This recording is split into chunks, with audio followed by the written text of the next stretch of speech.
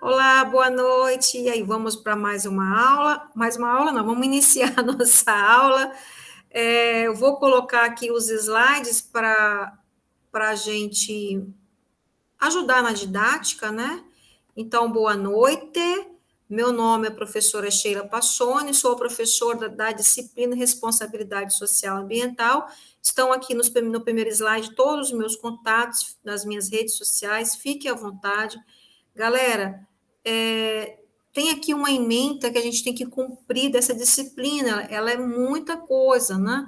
A gente vai falar de crise, de sustentabilidade, de desenvolvimento, meio ambiente, emissões gasosas, os impactos, a ISO 14000, uma educação ambiental, enfim, é muita informação, mas a gente vai dar conta, com certeza. Nessa aulinha de hoje, a gente vai falar das 3 unidades. E a gente vai começar pela crise ambiental atual, né, o desenvolvimento econômico, sustentabilidade econômica.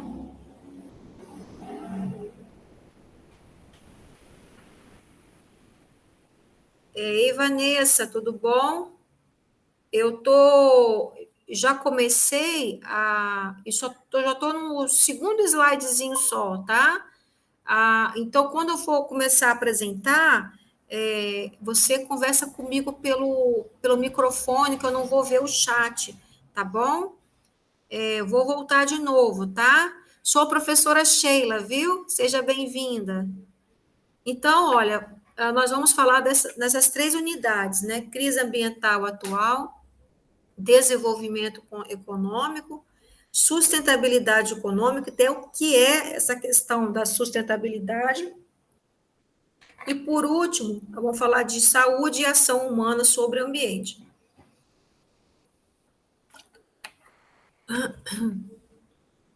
Então, falando da crise ambiental atual, a gente vai ter que falar que são as ações humanas, né, que degradaram o nosso ambiente, né, que impactou de forma negativa o nosso ambiente. Isso, com certeza, prejudicou o ciclo natural do planeta. E a gente está vendo muitas mudanças climáticas, isso fruto dessa degradação do nosso planeta, né? Há uma necessidade urgente de intervenção governamental e dos órgãos internacionais, ou seja, precisa pensar urgentemente de respostas rápidas, né? Dar uma solução para o nosso planeta, que a pergunta que se fica é: será que os nossos netos vão ver o que vão ver do nosso planeta, o que vai restar do nosso planeta se não tomar uma solução urgente, que não é de hoje que a gente está tendo problemas ambientais, né? Então, precisa sim. E quando a gente vai focar a questão do desenvolvimento econômico, a gente está pensando o quê? É aproximar a economia das demais ciências sociais, né? Como é que eu vou transformar a economia de forma sustentável, né? Essa questão do desenvolvimento econômico surge nas nações, surge nos estados, surge nas cidades, né, que estão dentro da revolução capitalista. Então, a partir do surgimento do sistema capitalista, foi no início foi lá mais ou menos no século XVIII, que a partir da Revolução Industrial, surgiu essa nova forma de trabalho, que é o sistema capitalista, né, em prol de uma economia, né? O capitalista, as empresas vivem de lucro, né? Tem que girar essa máquina econômica deles, senão eles não têm lucro, né? Elas não são sustentáveis economicamente falando. E vai se definir pelo aumento sustentável da produtividade e da renda por habitante, né? Então, eu preciso melhorar minha produtividade, eu, empresa, para melhorar a minha economia e essa economia ser de forma sustentável, né? E o desenvolvimento sustentável, ela é uma otimização de processos produtivos e a diminuição dos níveis de poluição.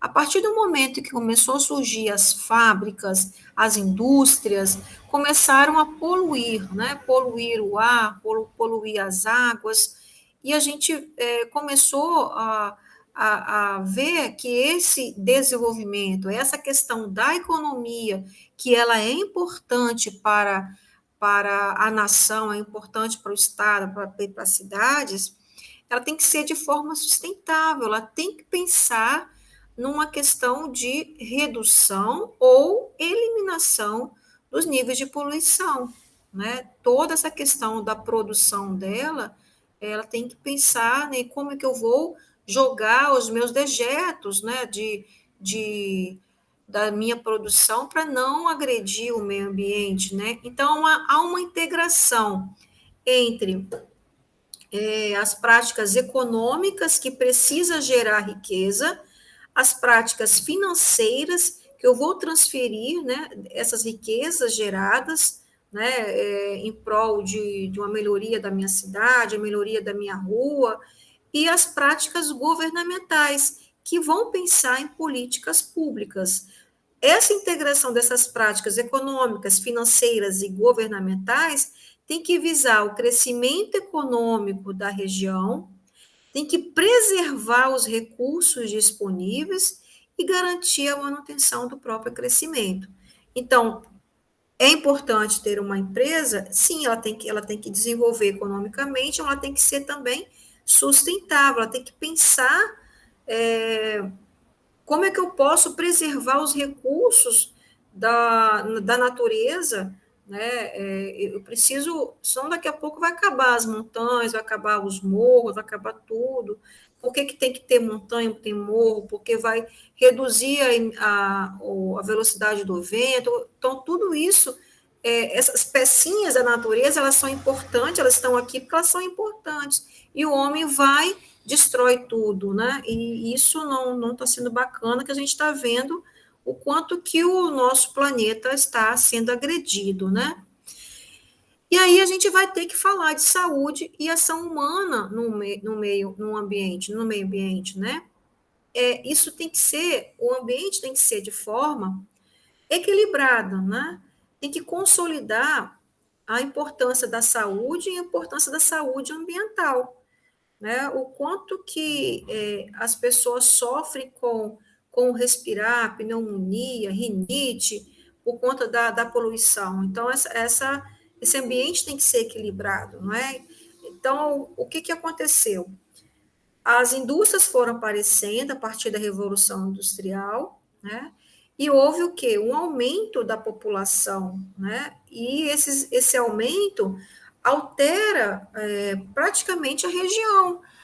Vê a sua cidade, como é que ela era antes, né, como seus avós contam, né? E como ela está hoje, quanto que ela vai ainda crescer. Então, o crescimento populacional ela vai impactar, né, na região, né? E, infelizmente, provoca o desequilíbrio no ecossistema. Eu preciso desmatar para criar mais bairros. É um exemplo, olha só. Acaba o quê? É um desequilíbrio do ecossistema. Há uma emissão altíssima de gás carbônico, CO2, né? Que é queima de combustíveis fósseis provocados até pelo petróleo, que hoje o nosso combustível é via petróleo. A gente tem carros elétricos, né, autônomos aparecendo aí, os carros elétricos, motos, já vi até um avião autônomo, os drones, então tudo isso pode ajudar futuramente, mas ainda nós temos muitos veículos, né, automotores, com a emissão de CO2 no ar, né, na atmosfera, né? A gente tem também um problema com a poluição das águas, né? Com contaminação, né, dessas águas, assoreamento, porque vai tirando as vegetações na, no entorno, né, nas ribeirinhas dos rios, né, e isso vai acontecendo o quê? Um assoreamento. Aqui no Espírito Santo, a gente tem um rio doce, ele era extremamente navegável. Hoje não consegue mais navegar por conta do assoreamento. Erosão dos solos, né? Se eu estou desmatando, até para criar pasto, o solo ele acaba não tendo mais vida, né? Mais oxigênio. Então, o solo ele fica cheio de buracos, né? Que são aquelas erosões. E a gente tem efeitos, né, de tudo isso, dessas poluições. Lá em 1320, teve uma bactéria chamada peste negra, que foi transmitida pelas pulgas, que foi infectar os ratos, e como tinha muita oferta de lixo, de alimentos no lixo, esses ratos proliferaram e criou-se a peste negra em 1320. Um outro exemplo é a bomba de Hiroshima e Nagasaki, a bomba atômica, em 1945. Acabou, né, com essas duas regiões, né, simplesmente. O acidente nuclear de Chernobyl, em 86, na Ucrânia, matando muito, né, muitos animais. Em Goiânia, aqui no Brasil, em 1987, o acidente com o Césio, né, que foi encontrado numa oficina e foi abrir, né, e devastou toda a região ali de Goiânia. Contaminação dos oceanos, né, com derramamentos acidentais de petróleo, né, tem até uma foto aí de um menino, mas a gente vê os animais, né, pássaros, né, por conta do desenvolvimento econômico, né, o petróleo é a empresa que vai fazer toda a extração do petróleo no mar, né, e acaba acontecendo os acidentes e contamina os oceanos, desequilibrando todo o ecossistema, né? O que a gente precisa fazer, né? Existem mudanças de paradigmas, e essas mudanças são internacionais, né? São mudanças que a gente está vendo do mundo se unindo para buscar soluções. Nós tivemos um grande marco em 72, em Estocolmo, Suécia, pela Conferência das Nações Unidas, focando o meio ambiente humano, né, da necessidade disso. Em 87, houve o relatório do Nosso Futuro Comum, que foi uma reunião da Comissão das Nações Unidas na Noruega, em Oslo, né, com o pensamento de princípio de solidariedade entre gerações, que é um desenvolvimento solidário e sustentável, puxando todos nós, né, governo, Estado, empresas, cidadãos, para pensar de forma solidária, né? No Rio, em 92, teve a Conferência das Nações Unidas para o Meio Ambiente e Desenvolvimento, né? Que é um direito ao meio ambiente sadio, proteção à saúde, bem-estar e valores culturais. E a Agenda 21, lá, são programas de ações para o século XXI, que já estamos nele, né, no capítulo 6, já reconhecia a saúde ambiental como prioridade social para a promoção da saúde. Nós estamos com problemas seríssimos de saúde. E aí, olha hoje o que a gente está vivendo, né? O Covid, que já temos praticamente 2 anos aí vivendo nessa pandemia, agora que está mudando um pouco, tentando retomar, mas assim, com a vacina, enfim, tudo isso com certeza tem a ver com o impacto ambiental, né? E na nossa Constituição Federal, no artigo 196, fala que a saúde é direito de todos e dever do Estado, né? Tem que ser garantida pelas políticas sociais e econômicas para visar a redução de risco de doenças, né? Olha, que bacana. E outros agravos ao acesso universal e igualitário, né, para a promoção de proteção e recuperação. Então, está previsto na nossa Constituição, na nossa legislação, ainda na Constituição Federal, no artigo 225, Ele fala com relação ao direito ao meio ambiente, né, ecologicamente equilibrado, o uso comum do povo. Então, nós vamos usar esse espaço que a gente está vivendo, trabalhando, então tem que ser de uma forma ecologicamente equilibrada, né?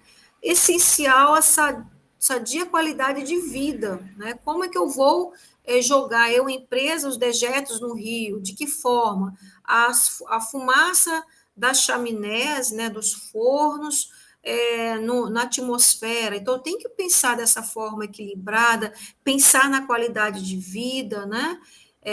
Pensar na coletividade, pensar na defesa desse meio ambiente, desse ecossistema, tanto para hoje, né, no que está vivendo hoje, quanto para as futuras gerações, né?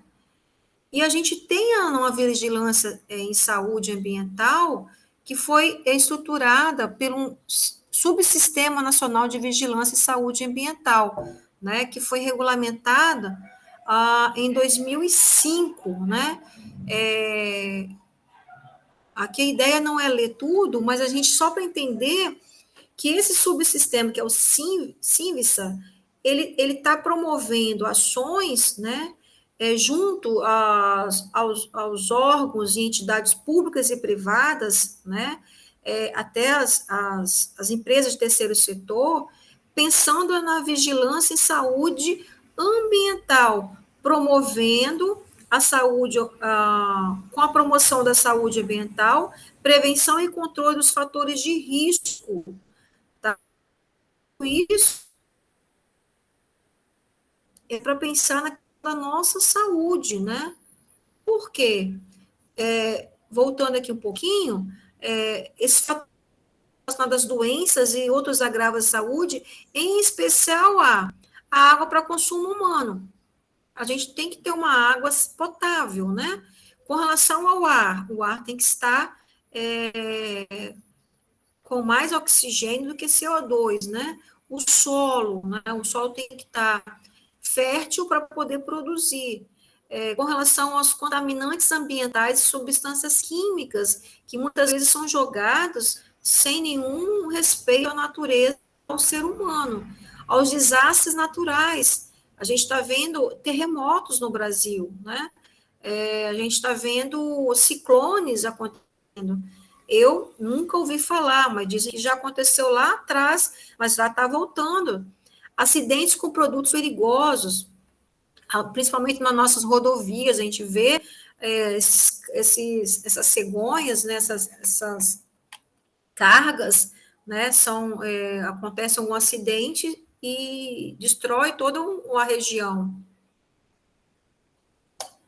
o entorno daquele onde está o caminhão, os fatores físicos também, e o ambiente de trabalho, né, gente? Então, a gente tem que pensar também em relação ao ambiente de trabalho.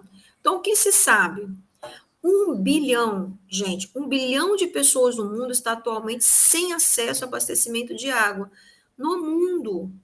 Parece que é irreal, mas isso são dados verdadeiros. 2 bilhões não contam com nenhuma forma de serviço de saneamento básico. Olha, galera, é muita gente. E essa maioria dessas pessoas vive na Ásia e na África, né? Elas têm uma necessidade assim urgente de se trabalhar.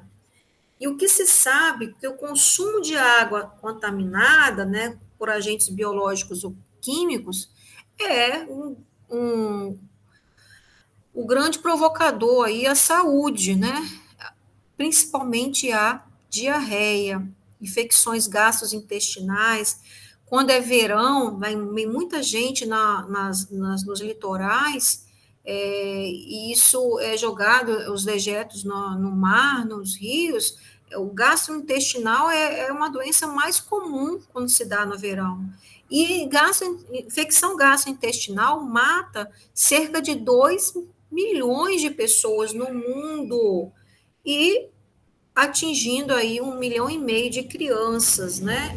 A maioria em países em desenvolvimento, que é o nosso Brasil também é um país em desenvolvimento. Enfim, o desafio dos profissionais da área de saúde e do meio ambiente tem que se esforçar para manter esse equilíbrio saudável, equilibrado, em harmonia, mas sozinho não pode, né? Tem que ter o envolvimento dos órgãos públicos, privados, né, da sociedade civil. Precisa investir na formação de equipes integradas com visão sistêmica, que são esses órgãos que eu acabei de dizer, né? E com equipes capazes de executar um trabalho de contínua investigação, né? Não adianta ir ali resolver aquele problema se você não dá uma continuidade do trabalho, né? A fiscalização ela é importante. Ações eficientes de gestão ambiental e consequente promoção de saúde. Lógico, se eu estou cuidando do meio ambiente, eu estou também promovendo uma melhoria na saúde de todo o entorno da população. A reafirmação do valor da vida, né?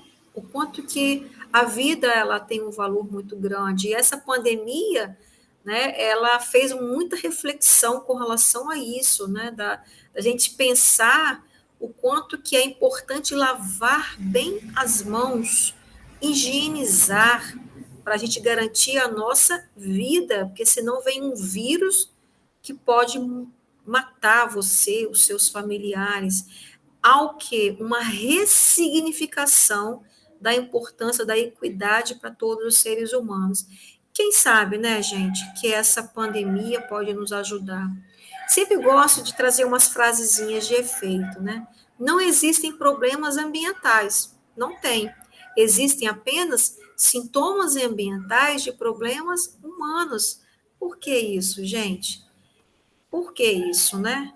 Porque somos nós, os seres humanos, que realmente provocou e provoca a degradação do ecossistema, esse desequilíbrio. Então, precisamos sim de ressignificar, né? Acho que essa palavra é muito bacana. Aí eu voltando um pouco da minha reflexão mais filosófica, essa pandemia pode trazer esses valores, né, de se pensar, a vida é muito importante, e para eu ter uma vida, para eu ter um equilíbrio, para ter ah, uma situação mais saudável, eu preciso, eu como pessoa, eu como cidadão, cuidar do meio ambiente, os órgãos públicos, privados também precisam pensar em ações nacionais e mundiais, né? Em ações urgentes para preservar essa questão do ecossistema, do meio ambiente. Infelizmente, a gente, no século XXI, a gente vê queimadas, a gente vê desmatamento, que não é uma prática atual, é uma prática que vem lá atrás e está vindo, e daqui a pouco não vai se ter mais nada na Amazônia. Todo verão, não, verão, desculpa, todo esse período agora, a gente vê a mesma matéria, parece que é matéria repetida, mas a gente tem a mesma situação e um agravo da situação, né? Então é importante, né, a gente começar na nossa própria casa, né? Que é o separar o lixo úmido do seco. É uma ação simples, mas uma ação que pode ajudar a, a não impactar muito no ambiente, né? Recolher o óleo, né? Não jogar o óleo queimado no ralo, que esse óleo queimado no ralo vai acabar chegando até ao rio, né? Ao valão, ao mar, enfim, nós podemos começar, né? Usar as nossas práticas dentro de casa. É uma prática caseira, mas que pode impactar, né? É isso. Alguma pergunta? Quer fazer algum tipo de comentário? Agora pode usar o chat, que, que eu já voltei para a sala. Tá tudo certinho. Eu vou só parar a gravação aqui, senão eu esqueço.